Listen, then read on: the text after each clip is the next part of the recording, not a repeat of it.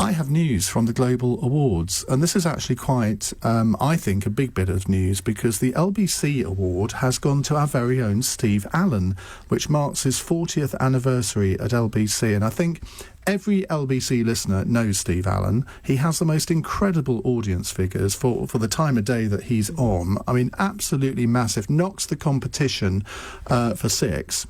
And I know how much this award will mean to him, because I was at an award ceremony back in 2016, the Archivas, when he won, I think it was a Lifetime Achievement Award then, and he was so affected by that, because I think to be given an award by your peers means more than anything else, in a sense, because obviously he's got his legions of fans, and if this wasn't a public vote, but they would vote for him. He does something completely unique on UK radio. And I don't know many people that, OK, all radio presenters think they can talk the hind legs off a donkey, and most of us do our best. But I know that I couldn't do what Steve Allen does, to talk for 3 hours without a single phone call, and to make it as entertaining as he does. It's quite a feat. I remember when I first joined LBC, and, well, in fact, it was about a year afterwards, and I hadn't heard of Steve Allen then. I don't know why, but I hadn't. And I remember I was asked to do the Sunday morning programme, and I'd be taking over from Steve, and I thought, well, I'd better listen to him on the way in.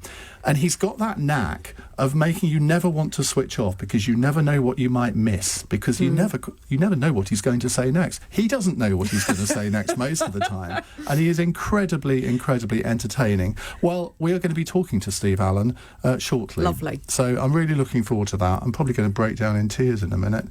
It's 17 minutes past 8. We have the man of the hour on the line in a minute, but let me remind you that tonight at London's Hammersmith Eventim Apollo, LBC and its sister station, Global Awards 2019 with very.co.uk. As I was saying, tonight at London's Hammersmith Eventim Apollo, LBC and its sister stations from Global are joining together to bring you one of the most exciting awards nights. The Global Awards 2019 with very.co.uk, which celebrates the stars of music, news and entertainment. You can download the Global Player app or go to lbc.co.uk to follow all the action from tonight. Well, as I revealed a few moments ago, Steve Allen has won the LBC Award at the Globals. It marks his 40th anniversary at LBC. Well, Steve joins me now. Steve, I can't imagine how you're feeling, to be honest. You must be absolutely over the moon. You can't imagine, because I was lured here under false pretences. I got phoned up and they said, we'd like you to come to the Globals. I thought, I've never been invited before. I've never been to the Globals before. And they said it's an award for somebody else. And so I thought, well, as I like that other person, I'll go and support them. And so I'm sitting at the table. I'm not drinking alcohol. I'm not sure I can drink anything at the moment. Makes a change. I know, it does make a change. Of Prosecco in your hand. It does. And Nick Ferrari got up from the table, and every time somebody gets up from a table here, they have a sitter who comes and sits in, so it doesn't look sort of empty, which is quite nice, actually. I quite like that idea. And then he came on with Moira Stewart, and they started talking, and I thought it was an unusually long lead-up to it. And then because I thought that the award was going to go to my boss.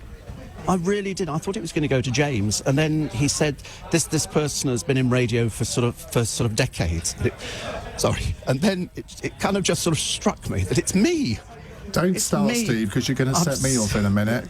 Well, then James Rear puts his arm round me, and I thought, it is me. It is me. They're talking about me.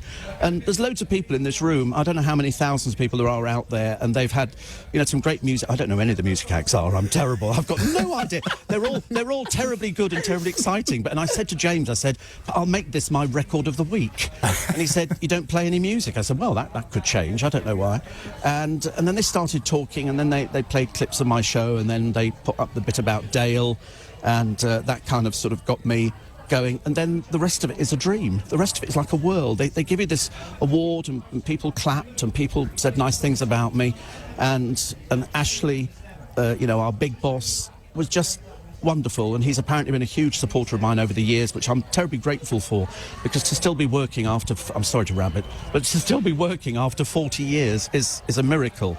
It really is. I don't know what the secret is. I don't know what the trick is. If I could bottle it and sell it to people, then I'd bottle it and sell it. But I'm just so overwhelmed and so thrilled that there's so much love I know Well, people say that, and it sounds chronically stupid. You're getting an awful lot of love on my Twitter and text screen here, and I'm getting loads of texts from friends of mine. I've got huge numbers of people wanting to wish you well and congratulate you, and I imagine you're going to have quite a lot of those tomorrow. Presumably you are actually going to be doing your programme tomorrow. Yeah, I am. I'm going home at 9 o'clock. There's a car booked for me. I should go home, change my clothes, stick on some new pants, and That's what we all wanted to know. I know, I'm sorry about that. And then just sort of turn up tomorrow. And did you have to do a little acceptance speech? I did. Did you hold it together? Sort of, yeah. Sort of. And then I had to come, after I'd done that, looking at all these people, and people were sort of clapping, and I'm thinking, I wonder if they know who I am. They're just clapping. Perhaps they think I'm going to have a heart attack and just keel over or something. Do you know what your secret is? 'Cause No. I do. Do you? I was saying when I announced... Not going to embarrass me, are you? I am going to embarrass you, because you have Iain, this unique ability for a radio presenter to make sure that nobody switches off because they're afraid of what they might miss. And that is a real talent. Do you know, I don't think about it. When I first started doing the programme years ago, I've done phone-ins and I've done all sorts of things. I'm happier sitting by myself, just waffling away to nobody. I do it. I'm doing it for my own amusement, to be honest with you. But the thing is that you can turn your hand to anything. I remember... I have done. Yeah, let's not go there. On many an occasion, and there's photos to prove it. Oh dear. In 2012, I remember being in Washington, D.C. on presidential election night and co-hosting a couple of hours with you. Yeah. And I must admit at the time, I thought, is this going to work? But you've done it all. You know all about the news. You don't just talk about Peter Andre and all the others. Now I can't think of any. You actually do the news, and if there's breaking news, no better person to be on the air than Steve Allen. Yeah, I mean, I have to be honest. I mean, I work a 6-day week, but I'm on air 7 days a week. And looking at some of the tweets that I've had from, Stig Abel and, loads of friends of mine in the business, it's deeply, deeply touching for me. Deeply, deeply touching. I wish I was a better presenter. Oh, come on. You don't win awards like this. You must know how good you are. I don't, seriously. I know it sounds really strange. I know people like me. I know people who work for all our different radio stations that we own, and I go and talk to them. I think they only talk to me, as I say, out of sympathy. They go, well, here he is, poor soul, let's get somebody to talk to him. But I have to honestly tell you, Iain, that the one thing that gets me through it is because I love doing it. I don't find it difficult, I don't find it hard, I don't find it anything, I just love doing it. And as I say, the bonus is, at the end of the month, they give you money. And the thing is that breakfast show hosts on other radio stations, they wouldn't have a show without you, would they? Because they all listen to you on the way into their shows, and they just copy what you've done. Chris Moyles admits it. Yes, I have quite a few well-known presenters who text me and email me because they're listening to the programme going in. Mainly because I'm doing a speech-based programme, and so, people want to know, you've spoken about that, can we use that? And that's how it works. And it's lovely. I remember telling my brother that I've got a very famous presenter who listens to me called Mr. Evans, and it's... I'm thinking, but you're so much better than I am. Why would you want to be listening to me? And he's always been so nice to me. Everybody's nice to me. Seriously. Well, I'll tell you what. I know if I was given the choice of you or him, I know which one I'd be choosing. It wouldn't be him. I'd actually choose me as well. We are now going to do a collective "We Are Not Worthy" bowing in the studio. I thought we were going to do a collective applause. Well, we could do. Let's do a zoo applause. I've never done that before. I feel like Steve Wright. Steve, look, you need to go to bed. Get off, get in your car, go home.